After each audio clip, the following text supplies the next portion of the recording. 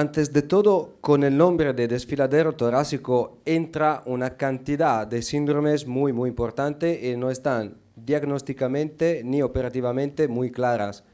Si hablamos con un cirujano, la solución en el verdadero neurológico vascular síndrome del desfiladero es únicamente cirúrgica, y esto es cierto.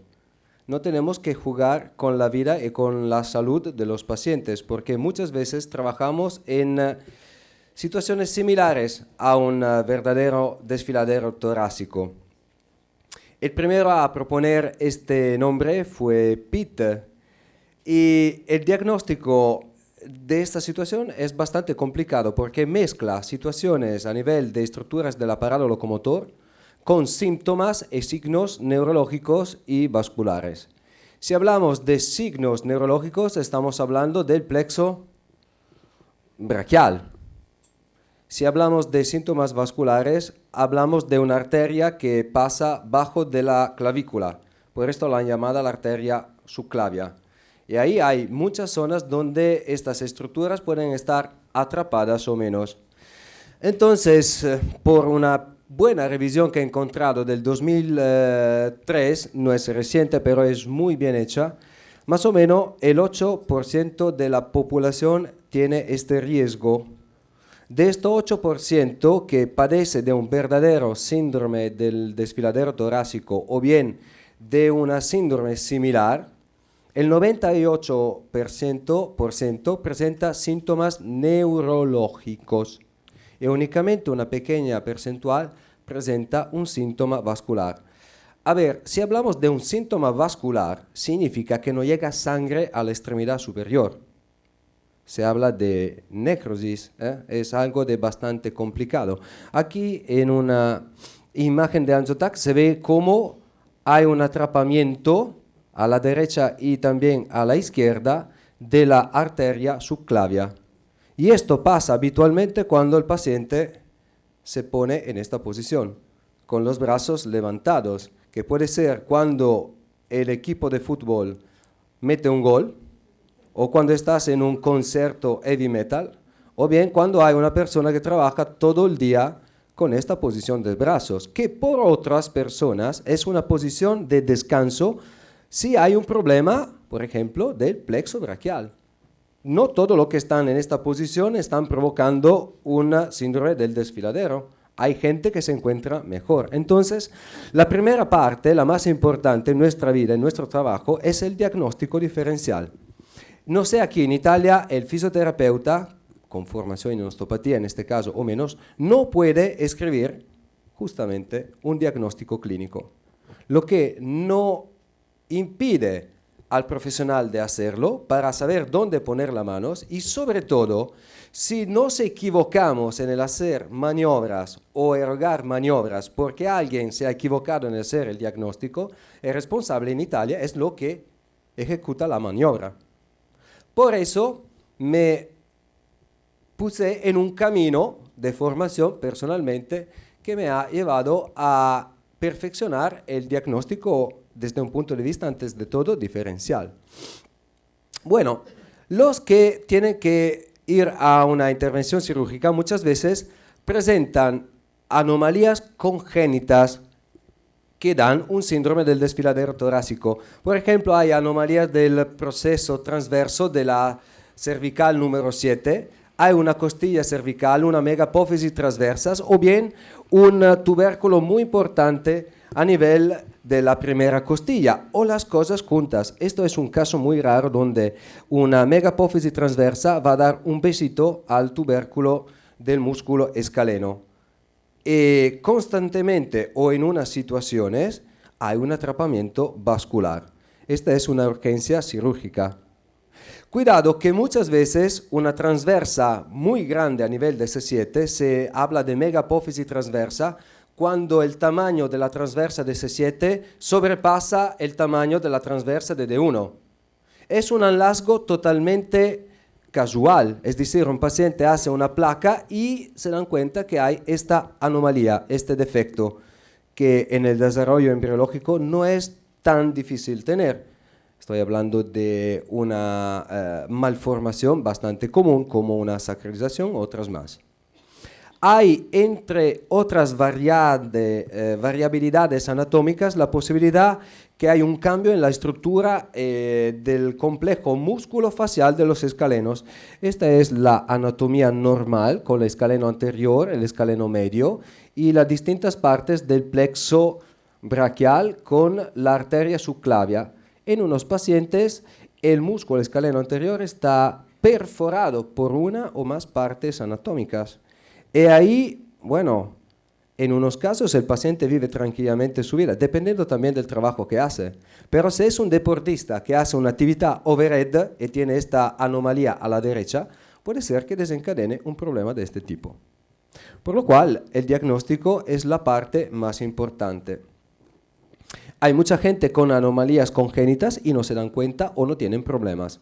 Por esto, no tomar miedo si encontramos esto, Podemos tranquilamente trabajar porque hay también situaciones, y aquí entramos en nuestro específico profesional, donde tenemos muy buenos resultados que son post-traumáticas. Pensamos a un paciente que cae, tiene una reacción paracaída, la carga va en la mano, se transmite al codo, sube la cabeza humeral, la costilla, traccionada por la clavícula, sube hacia el techo. El cuello se inclina del mismo lado, porque si la costilla hace esto, o el paciente llega en la consulta con una inclinación lateral, el síndrome que hemos visto antes con Ángel Oliva, con los pistotones y todo, o bien hace una inclinación lateral del mismo lado.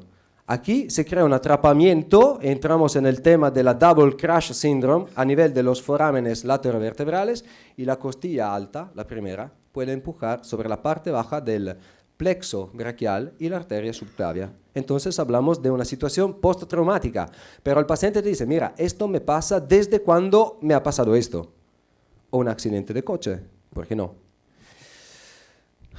El aspecto postural. Postura es una palabra tan grande. Postura es estática, es dinámica, son las dos cosas, es postura laboral, es postura en Italia, los chicos ahora tienen todos los pantalones aquí, abajo de las nalgas y caminan todos así. Por lo cual, el pubis sirve a mantener el pantalón, si no cae, y después caminan con las piernas abiertas, no pueden articular la cadera y caminan con los tobillos. Es toda gente que se pone en una situación de hipercifosis, con la cabeza que se adelanta muchísimo, se acorta el sistema de los músculos escalenos, entre los tantos, músculos, cuando digo músculo es complejo músculo facial, y recordar que el plexo braquial pasa entre el escaleno anterior y el medio. Este paciente no se trata únicamente ahí, este paciente se tiene que tratar a nivel sistémico, se tiene que hacer un trabajo de ergonomía, de reeducación de la postura, no es únicamente crique, croque, crack, dar unas manipulaciones, porque hay también que cambiar un poco el costumbre de vivir, dejar un poco la PlayStation, hacer un poco de deporte y de vez en cuando estirarse un poco. Hay después unas situaciones que no son congénitas, pueden ser adquiridas, no es tan frecuente, pero también hay el síndrome de Pancoast-Tobias, el tumor del ápex pulmonar, que en unos casos da un síndrome como lo del desfiladero torácico, pero ahí tenemos también una lesión o una compresión del ganglio estriado que va a dar unos síntomas, la síndrome de Claude-Bernard-Horner a nivel de la cara. Es decir, no es únicamente algo de funcional, es patológico. Entonces, como profesionales, podemos no conocer todo, pero algo no funciona, algo no es claro. Voy a consultar otro compañero o bien hacemos un paso diagnóstico más adelante. Sí, más o menos el contenido del paquete es igual en la parte inferior, porque si hablamos de desfiladero torácico tenemos que pensar a la parte inferior del plexo braquial, las raíces de C7, C8, T1 y de la arteria subclavia. Las estructuras donde puede existir este atrapamiento son diferentes. Estamos hablando del conjunto de los escalenos, de una zona más estrecha que está entre la clavícula y la primera costilla, o bien la región pectoral anterior.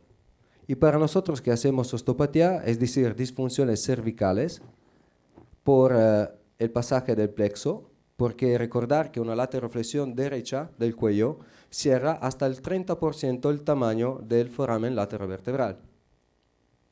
Bueno, hay gente que tiene artrosis y que vive muy bien, hay gente que tiene hernia discal y que vive muy bien, hay gente con artrosis y hernia discal y oncoartrosis que vive muy bien, y hay gente con todos estos problemas que después de una caída empieza a tener menos espacio en el foramen laterovertebral. Ahí podemos intervenir, no porque quitamos la hernia, no desaparece la artrosis, se llama osteopatía, pero no curamos huesos. Hacemos diagnóstico empezando desde el aparato locomotor, pero la movilidad del cuello podemos devolverla, haciendo maniobras específicas dependiendo de la disfunción que tiene el paciente. Para saber dónde poner manos y qué hacer, mejor tener entonces ahora un buen diagnóstico funcional. Cuidado, el escaleno anterior con su fascia forma el recorrido del nervio frénico. Entonces, si tenéis problemas con vuestros pacientes con el diafragma, antes de tratar el diafragma, recordar la parte anterior del cuello y la fascia del escaleno anterior. La clasificación entonces de un desfiladero torácico no es mía, hablamos de Manual Therapy con Watson, 2010, es de un síndrome vascular o bien neurológico. Si es vascular puede ser arterial o venoso, o bien si es neurológico, la verdadera situación del desfiladero torácico, o bien un desfiladero torácico sintomático. Y cuidado amigos, la mayoría de la gente que vemos está en esta categoría, con síntomas neurológicos, C7, C8, T1, o bien nervio ulnar, la parte interna, o bien algo de vascular, sobre todo arterial. Y si yo digo arteria subclavia, la subclavia sigue en la axilar, en la, no es difícil, braquial, y después radial e ulnar. Podemos palpar un pulso a nivel distal. Esto construye la mayoría de los test que nos permiten de saber si el atrapamiento está aquí, aquí o en esta situación. Para construir el análisis sirve conocimiento de anatomía, fisiología, fisiopatología, test e intervención. Si la componente es vascular, si el paciente se queda 3 minutos con las extremidades superiores arriba, va a tener problemas vasculares. Bueno, había una paciente que le decía a mi compañera de trabajo, es que cuando me quedo un cuarto de hora así, empiezo a tener problemas a las manos. ¿Qué tengo que hacer? Y mi compañera, bueno, primero, baja las manos. Me parece bastante lógico. Porque después de media hora a todos le pasa algo. En 3 minutos no. Imaginar si esto pasa después de 1 minuto que estoy en esta posición. Si después de 20 segundos aparecen síntomas vasculares, es decir, hormigueo, falta de fuerza, el color de la mano cambia, bueno, contactar por favor un especialista y hacer un buen diagnóstico diferencial. Estamos trabajando con personas, no es un juego, ¿eh? Y después, claro, la discoloración, hay unos test muy específicos, se puede estudiar la diferencia de la presión de la sangre, cuidado a los cambios de temperatura o no me gusta cuando hay demasiado frío. Esto en Murcia no pasa. Preguntarle al paciente si tiene una extremidad superior más caliente o más fría que la otra. Nos olvidamos siempre de la circulación. Y el buen Andrew Taylor Stier dice siempre que entre tantas cosas la circulación es bastante importante. Es lo que nos diferencia en muchos casos de otros buenos profesionales. Por el paquete neural, si estamos hablando de la parte superior, entonces no del desfiladero torácico, estamos pensando en C4, C5, C6, C7. Y entonces tenemos síntomas típicos palpando la región de emergencia de estas raíces. Si le voy a comprimir ahí, hay dolor y aparecen síntomas en el recorrido del dermatómero de C5, C6 sobre todo. Y además, debilidad de la fuerza, alteración, cuidado, alteración de los reflejos, y esto, si es una falta de reflejo, es siempre neurológico. Muchas veces es una contraindicación absoluta o bien es inútil hacer nuestra intervención manipulativa. Nuestro trabajo es también aconsejar al paciente de encontrar el correcto terapeuta o operador por su problema. Y otra vez, un test de abducción en 3 minutos. Si el problema está en la parte inferior del plexo, tenemos que empujar. A ver si este test puede ser útil. Es decir, si yo empiezo a palpar el conjunto miofacial ahí y aparece un síntoma neurológico, esto puede ser un test de provocación positivo para empezar a construir mi trabajo a nivel articular, muscular y también de creeping facial. Lo utilizaremos. La parte más afectada, C7, C8, T1, el nervio ulnar, que tiene un recorrido muy sencillo. El recorrido del nervio ulnar es la fascia de los escalenos, bajo de la clavícula, el pectoral menor, fascia del subescapular, tabique intermuscular medial, strúters en la estructura del ligamento, tubérculo sobreepitroclear y el tríceps. De aquí el cubital anterior, flexor ulnar del carpo en italiano, y el canal de... Muy bien, señores, Guyon. Todos juntos, así me gusta. Canal de Guyon. Cuidado, si el problema es el desfiladero torácico, empieza a aparecer una falta de funcionalidad de la mano. Y aquí tenemos otro músculo por el nervio torácico largo, el serratus anterior, el dentado, el gran dentado. Entonces, se empieza siempre con la anamnesis, el histórico del paciente. ¿Qué te pasa? He caído. Esto me va a permitir de hacer una hipótesis de un tipo. Es que tengo hormigueos a las 2 manos. Bueno, o el tío ha puesto las 2 manos cayendo, o bien puede ser que tenga un problema postural. ¿Cuándo ha empezado el problema? ¿Cómo ha empezado? ¿Cómo va a mejorar? Mejoro con los brazos arriba. No es un problema de desfiladero torácico, porque después de 3 minutos, peora. Si el paciente va mejor bajando las manos, no es un problema de tensión del plexo, puede ser una compresión en el desfiladero torácico. Esto es el examen que cuesta menos y funciona muchas veces más. Haremos movilidad espontánea y unos test específicos a nivel del cuello, del hombro, de la extremidad superior y de la mano, pensando a Upton y McComas a la Double Crash Syndrome. Si no la conocéis, Upton y McComas eran 2 neurocirujanos que han postulado la Double Crash Syndrome, que dice muy sencillamente, cuando hay múltiples niveles de atrapamiento, el síntoma aparece sobre todo a nivel distal. ¿De acuerdo? Pero no únicamente un atrapamiento distal. Pensar a nuestros pacientes con un canal carpiano o un canal de Guyon. Tenemos que mirar en la mano, pero también en el codo y todo el recorrido que he dicho antes. En unos casos se tiene que utilizar el ecocolor Doppler, se llama en italiano, unos test de angiografía, estudios de electroneurofisiología o bien radiografías dependiendo de la sospecha que vamos a tener con el paciente, postraumático o por anomalía congénita. Lo que se utiliza desde un poco de tiempo, desde el 1997, entonces, es el Clinical Index por un desfiladero torácico. Utilizamos lo que sugiere Lindgren. El paciente habitualmente presenta por lo menos 3 de estas cosas. Un aumento de los síntomas con los brazos levantados por un cuánto tiempo.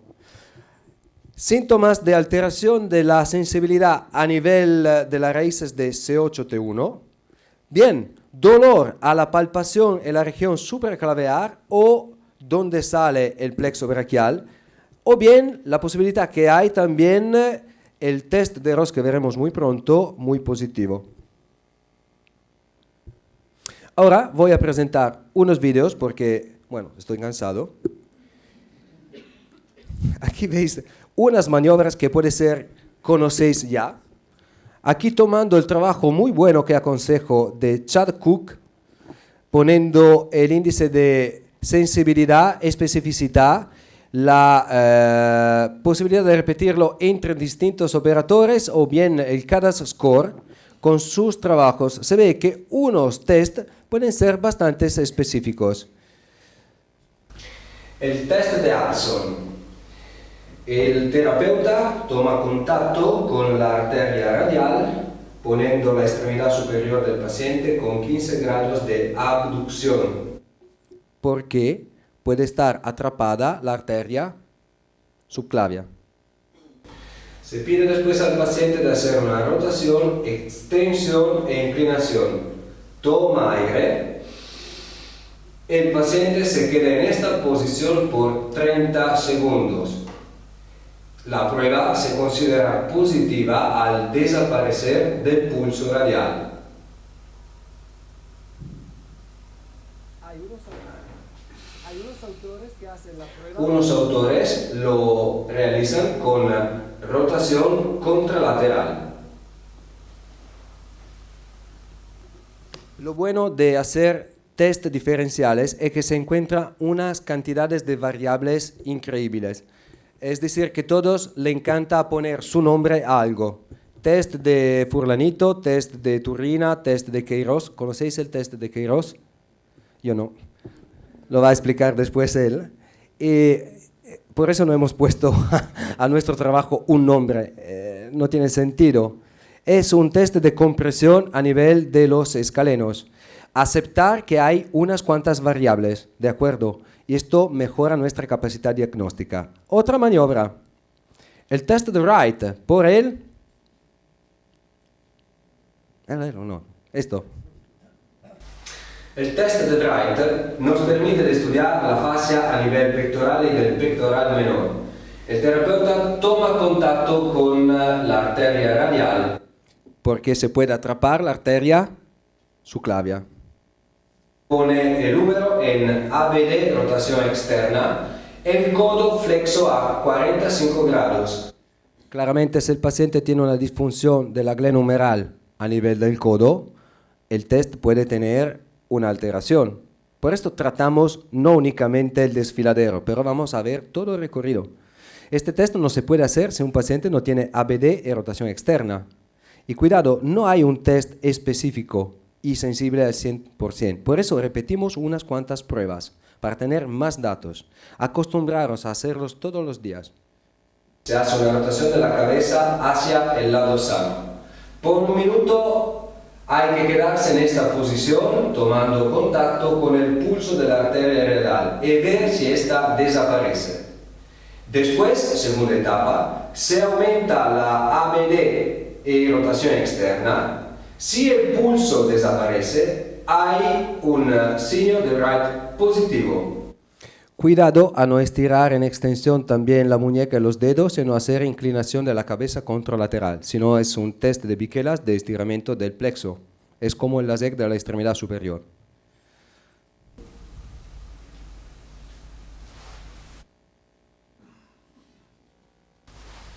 El test de Ross es conocido también con el nombre de Elevation Arm Stress Test. Vaya pronuncia inglés que tengo, ¿eh? Se pide al paciente de poner los brazos en ABD 90 grados, rotación externa, los codos flexionados a 90 grados. La maniobra empieza cuando el paciente cierra y abre los dedos. El test precisa de 3 minutos, por lo menos, de ejecución. 3 minutos. Después de 3 minutos, inútil seguir, es normal. Si el paciente tiene verdaderamente un problema, no hace falta tardar más de 30 segundos, ¿eh? Nota si hay un cambio en el color de la mano, si el paciente tiene dificultad a mantener la posición, o bien se desencadenan los síntomas neurológicos. Es el más fiable por unos autores, tiene la especificidad más importante, en otros estudios menos.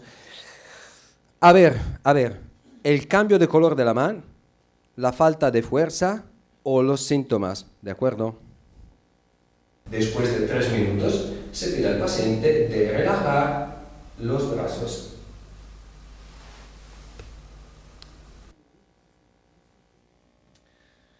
Aquí voy a presentar unas maniobras costoclaviculares. La sensibilidad, la especificidad y la reliability no están especificadas. La he encontrado en un artículo, uno de los que he leído, y me parecen interesantes porque ponen en relación unas disfunciones de la sternoclaviar, del acromion claviar o de la báscula del omóplato, es decir, la posición total del brazo.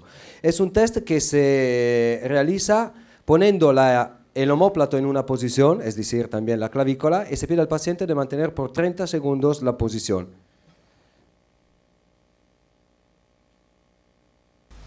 Para la región costoclavicular hay también maniobras de provocación asistidas por el paciente.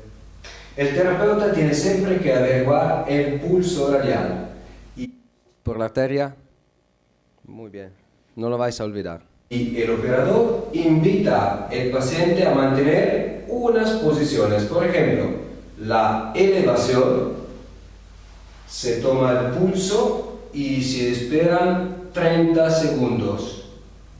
O bien, una depresión acentuada por el paciente voluntariamente y se vuelve a estudiar por 30 segundos el pulso. Hay la posibilidad de estudiar lo que pasa con una protracción o antepulsión y se vuelve a estudiar el pulso.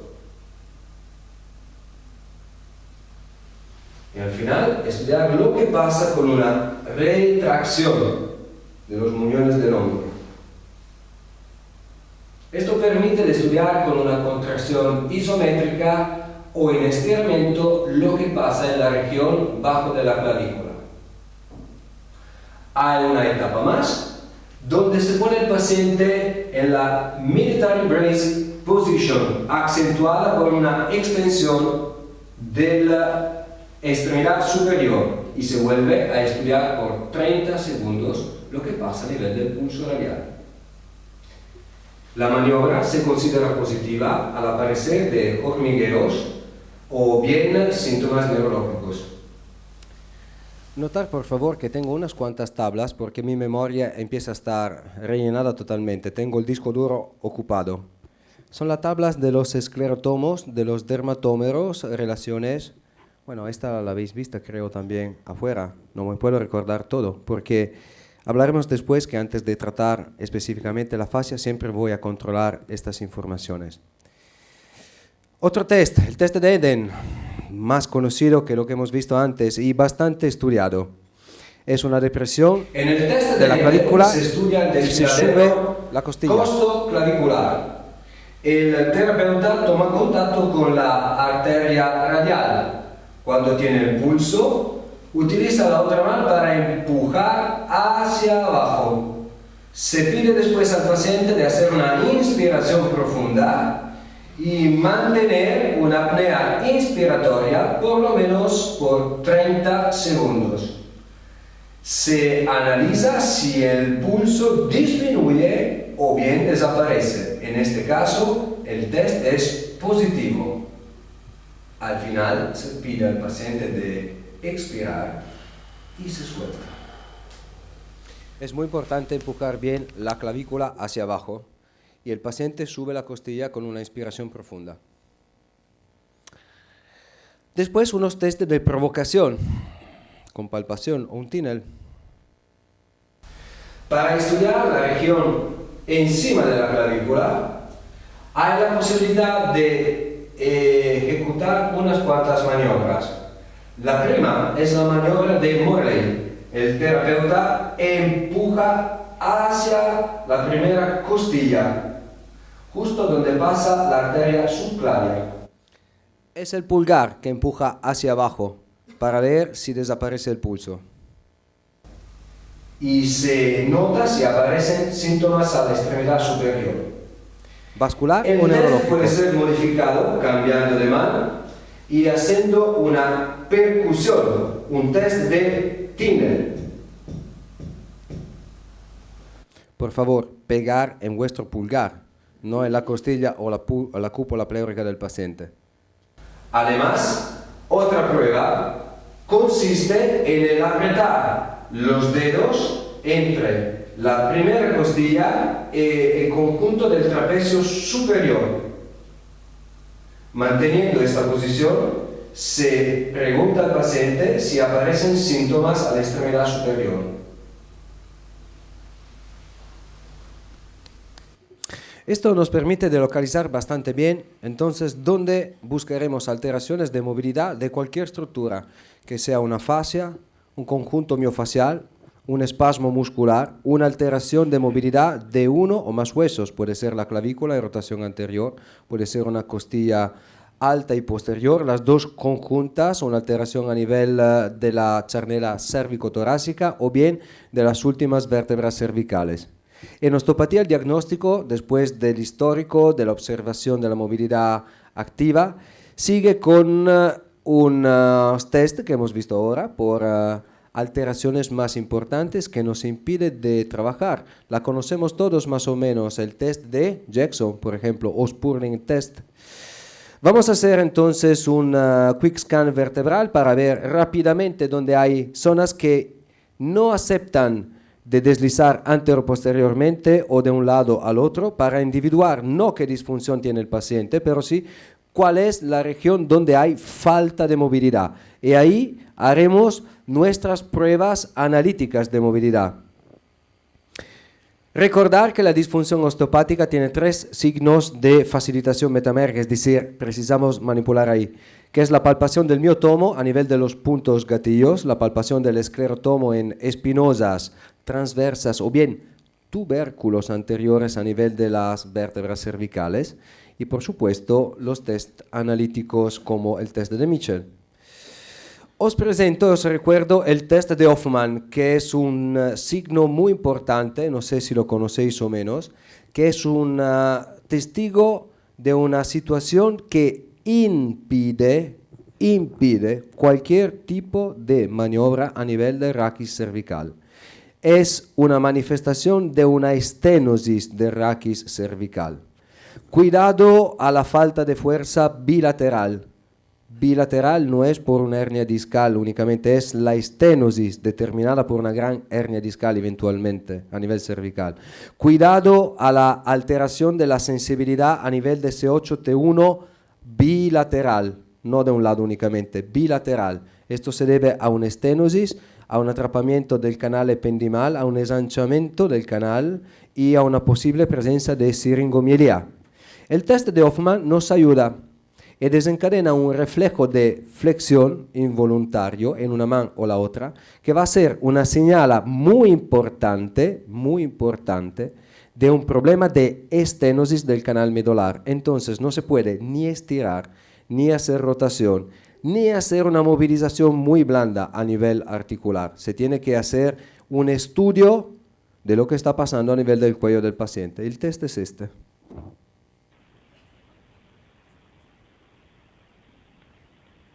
Al hacer una extensión pasiva de la interfalángica distal, los otros dedos se flexionan.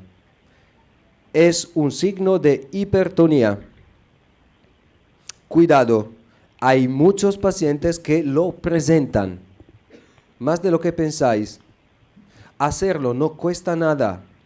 Por favor, no manipular, no movilizar, no hacer un bombeo a nivel cervical. Lo que no impide de hacer otras maniobras a nivel de raquis dorsal, de la charnera torrocolumbar, de la pelvis, tratar tejidos. Es peligroso. No va a pasar muchas veces de tener problemas. El cuerpo es más fuerte de lo que pensáis, pero a la vez que pasa y no tenéis el consentimiento informado, firmado por el paciente, un buen seguro y sobre todo falta de conocimiento, bueno, esto va a ser peligroso. ¿Ok? La sensibilidad es bastante, en unos casos muy buena, en otros menos. La especificidad media, pero cuesta tan poco hacerlo que merece la pena hacerlo en todos los pacientes.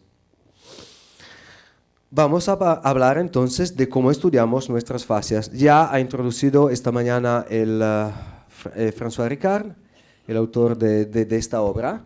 Hay unas posiciones que manifiestan un acortamiento de complejos miofaciales. Por ejemplo, este paciente tiene una región pectoral anterior acortada a la derecha y no a la izquierda. O bien, la izquierda está acortada hacia atrás enfrente de la derecha. Por eso no es suficiente hacer un test estático. Tenemos que hacer pruebas dinámicas, como por ejemplo de estiramiento o de reclutamiento muscular. Señores, si hablamos de complejo miovasculofacial, yo introduzco siempre una vena, una arteria, me encanta la parte de líquidos. Sabemos muy bien que cuando hay un problema en un músculo hipertónico con acortamiento, el músculo no es extensible, no se alarga. Presentas áreas alteradas que unos llaman puntos gatillos, pero no siempre es un punto gatillo. Otros autores lo llaman con otros nombres. Y hay una disminución de la fuerza. Esta es la tríada de los signos de una hipertonía de un músculo. ¿Por qué un músculo hipertónico es débil? Porque hay un acortamiento de los sarcómeros y bien puede ser porque también hay una alteración de los receptores que coordinan la acción del músculo. Y además, una alteración en el contexto miofacial altera la arquitectura del músculo, cambiando la capacidad de producir fuerza. Qué bueno cuando muchos autores diferentes se encuentran en una misma cosa. Y después tenemos maniobras, es decir, ahora el terapeuta saca la pelvis de la silla, se levanta, hace unas pruebas dinámicas y empieza a palpar, apretando para no deslizar con la fascia superficial. Esto ya estira un poco lo que está abajo, pero también aumenta la presión en un compartimento que puede ser posterior o en lo que yo llamo un compartimento del músculo mismo o dentro de un músculo. Después vamos a encontrar si hay alteraciones y falta de movilidad, y la falta de movilidad tiene que ser en uno o más direcciones. No es que si un tejido se mueve muy bien en profundidad en el sentido cráneo-caudal no tenga problemas. Hemos visto que los planos están constituidos por capas superpuestas. Y al final, dependiendo de la región, podemos utilizar yemas, nudillos o bien el codo. La física explica todo. Compresión por la estructura viscosa, strain, deformación, stress, que es lo que padece una fascia cuando está sometida a una fuerza. Una alteración viscoelástica, es decir, se puede ganar movilidad cuanto más seguimos moviendo. La tisotropía, romper enlaces entre moléculas, como se hace con el ketchup, con el aceite o con las cremas por la piel. Las chicas, ¿cómo se ponen la crema por la piel? ¿Así? ¿O haciendo un movimiento circular, despacito? Bueno, este fenómeno se llama tisotropía en física. Y recordar que la fascia es histérica. Vuelvo a presentar este concepto que es muy caro a Carla, pero a mí también, y a todos los que trabajan la fascia desde un punto de vista mecánico, estructural. Histéresis no es una cosa mala por un sistema. Es decir, que la fascia se deforma fisiológicamente dependiendo de la relación de los huesos entre los cuales está insertada, o bien de los músculos con la cual está en contacto, o bien las arterias. La fascia pectoral mía se deforma en una manera en esta posición. Puede deformarse también si estoy en esta posición. Puede aceptar y modificar también esta posición. Y volver a una posición inicial haciendo movimientos totalmente distintos. No es un elástico. Me alargo así y vuelvo así.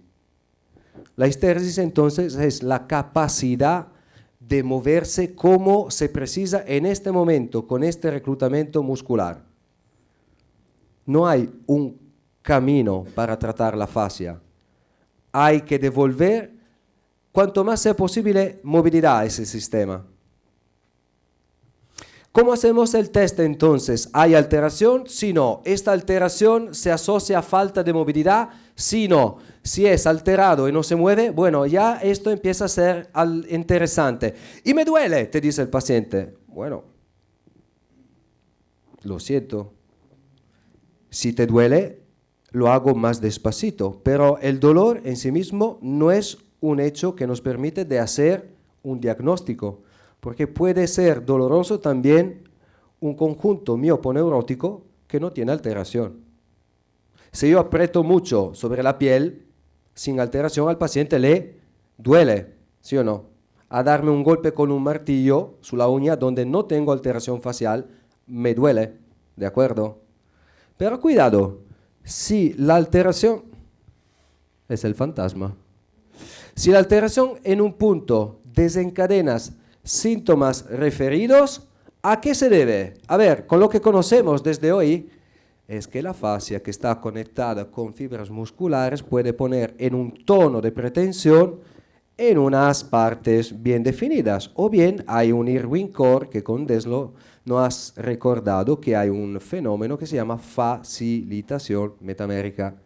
Habitualmente puede ser que la fascia no duele a la palpación, pero puedo tener alodinia, presión mecánica que llega a ser dolor, si hay una facilitación metamérica. Para los que no están acostumbrados al concepto de facilitación metamérica, es muy sencillo. Es la sensitización que decía François Ricard esta mañana. Todos estamos sentados. ¿Desde cuánto tiempo? La respuesta, demasiado. Cuando la gente se pone sentada, percibe que hay presión en la tuberosidad isquiática, ¿sí o no? Después el nervio se acomoda, es normal. Imaginar seguir teniendo aferencia sensitiva por las nalgas, no es normal. Cambia la aferencia, se cambia posición. Esto no pasa con el dolor. Si hay nocicepción, el síntoma no disminuye, sigue dando informaciones.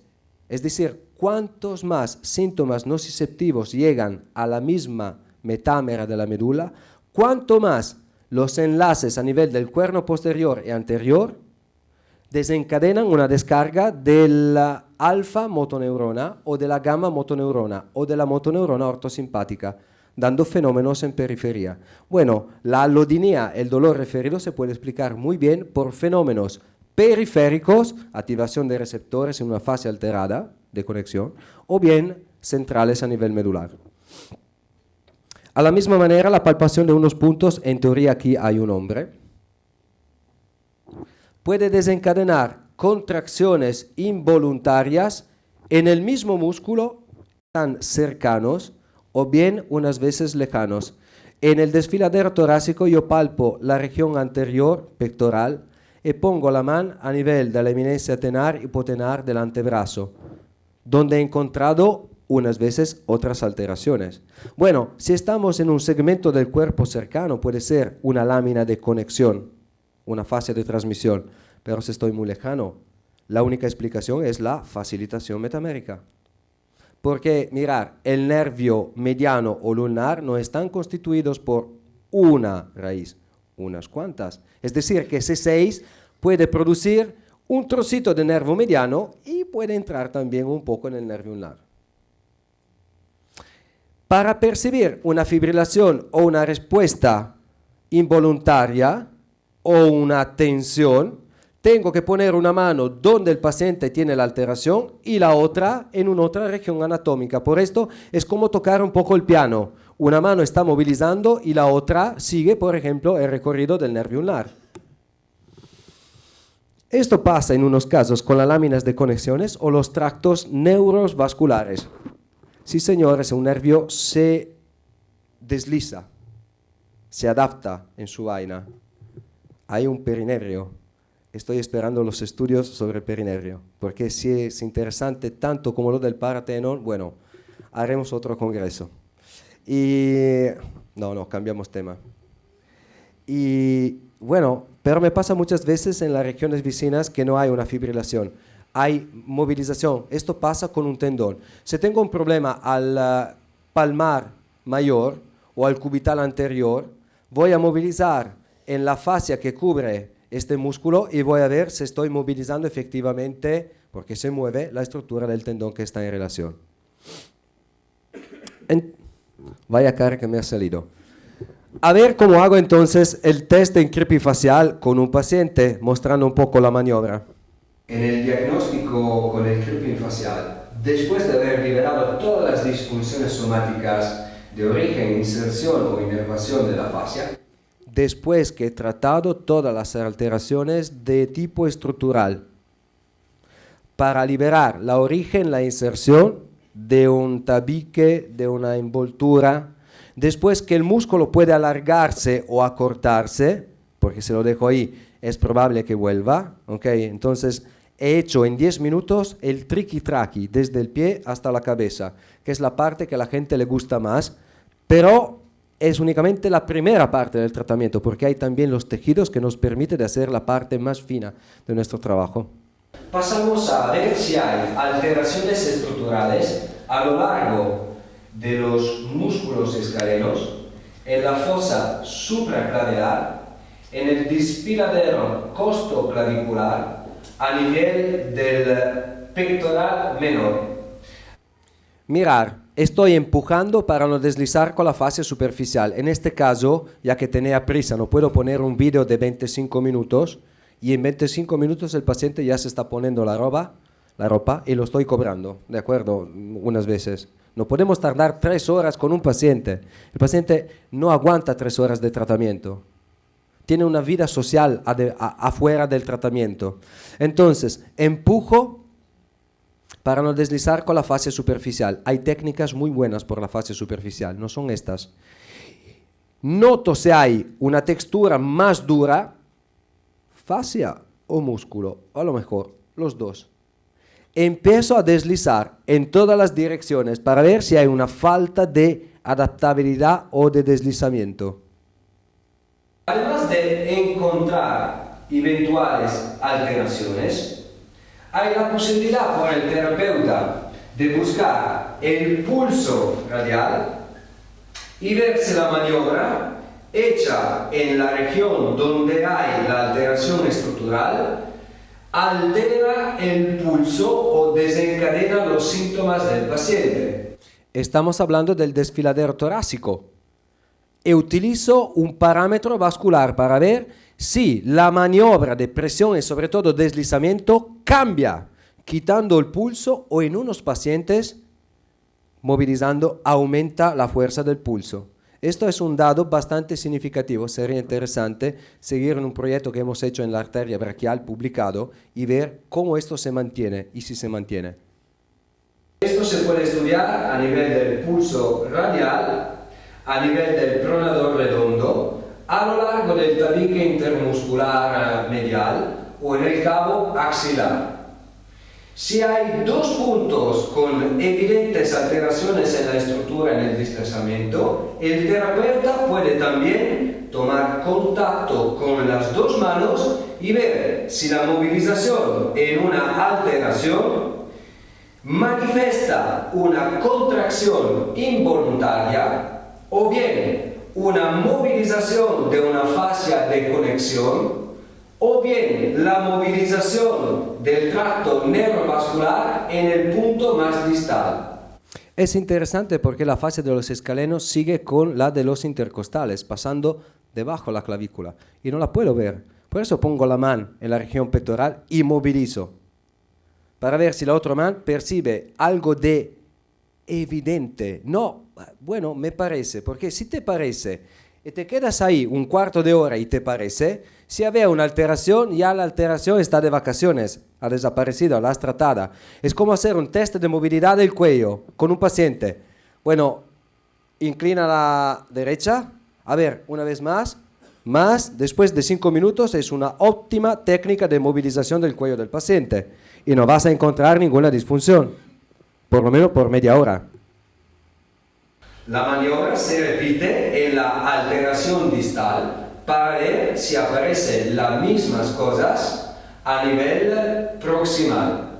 Dependiendo de la alteración y de la alteración que manifiesta signos en otras regiones, decidimos cuántas partes faciales tratar. Con maniobra de roce profundo, con maniobra de estiramiento, de torsión, bueno. En el diagnóstico con el crimping facial, después de haber liberado todas las... Se repite, me quedaba ahí un cuarto de hora. Y al final, ¿por qué no equilibrar presiones? Si efectivamente estamos hablando de planos de relativo deslizamiento, cuando nosotros ponemos las manos en el paciente, ¿qué estamos tocando? La piel. Más sencillo.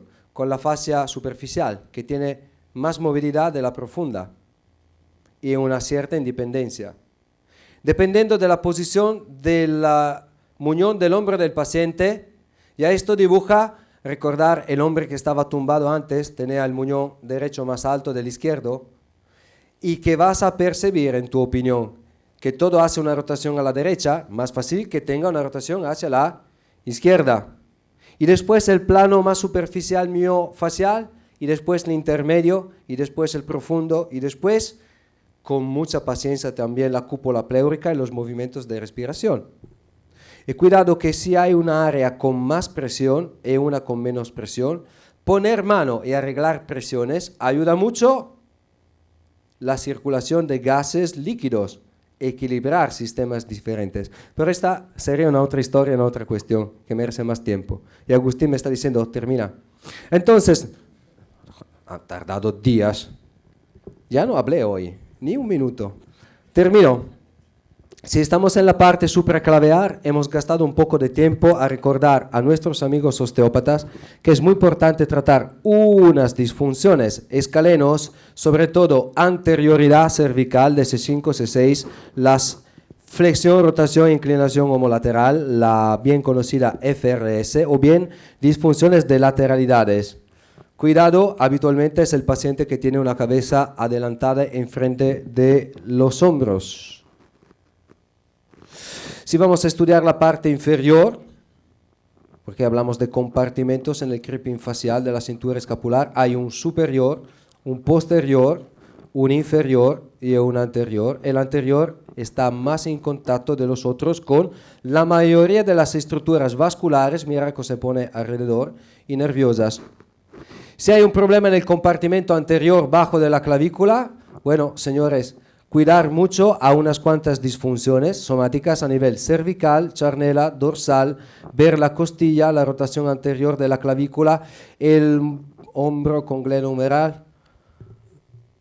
¿Cuánto tiempo tengo que tardar para hacer todo esto? Con un poco de experiencia de trabajo, mi madre hace la pasta con una rapidez y los tortellini impresionante. Yo tardo un día. Entonces, si hacéis osteopatía todos los días, esto sale bastante automático y no se tarda mucho tiempo porque sirve a limpiar todo el conjunto del área para liberar después la maniobra por el sistema miofacial. Y no olvidar lo que está abajo, con disfunciones que habitualmente son totalmente diferentes. Por ejemplo, por el compartimento inferior muchas veces hay una báscula interna homotorácica o bien una báscula externa. 2 minutos para ver cómo se hace la maniobra en unos casos. Y ya acabé. Para tratar las fascias a nivel de los músculos escalenos, hay la posibilidad de utilizar las yemas de los dedos, utilizar el nudillo en la parte superior por la región del plexo braquial alto o bien por el desfiladero, los nudillos para tratar la parte inferior. Una buena maniobra puede ser también con un poco de rotación de la cabeza, puede utilizar la parte más larga y tierna del antebrazo. Lo mata. Todos se asustan cuando ven esto. No, estamos utilizando una parte muy ancha para tener un contacto con la misma presión que va a ser más suave. Siempre buscando la falta de movilidad. Para hacer un deslizamiento en la parte de la fascia de los músculos escalenos. Esta maniobra es bastante agradable por el paciente, pero no permite de entrar en la región supraclaviar, por la cual tenemos que trabajar con 2 yemas o bien un nudillo, respetando el recorrido de la estructura de la clavícula. Del mismo lado o bien del lado contrario, es posible hacer la misma maniobra por la fascia del subclavio o ir a tratar la fascia del pectoral menor. Por el pectoral menor se aconseja de elevar. Es posible hacerlo pasivamente con la ayuda del paciente. Imaginar de peinar el conjunto miofacial y pedir al paciente de hacer una isotónica excéntrica, dejar caer el brazo. Estamos tratando algo de activo, estamos ayudándolo a adquirir movilidad. no estamos sustituyendo la maniobra nuestra a la potencialidad del cuerpo. Entonces, utilizar de vez en cuando, como ha hecho con los paravertebrales François, una isotónica excéntrica, o bien utilizar el antagonista que inhibe el músculo que estamos tratando. La extremidad superior del paciente, así de direccionar las fibras hacia abajo. Se puede empezar con un deslizamiento, enfocar la maniobra en el punto de máxima alteración, o bien añadir al deslizamiento una maniobra de estiramiento de la estructura, y el terapeuta sigue buscando la que es la dirección de más tensión. Es una maniobra estructural. Se puede pedir al paciente de dejar caer lentamente el brazo, haciendo una isotónica excéntrica, y al mismo tiempo el operador en una excéntrica trabaja la fascia para movilizar el punto más tenso.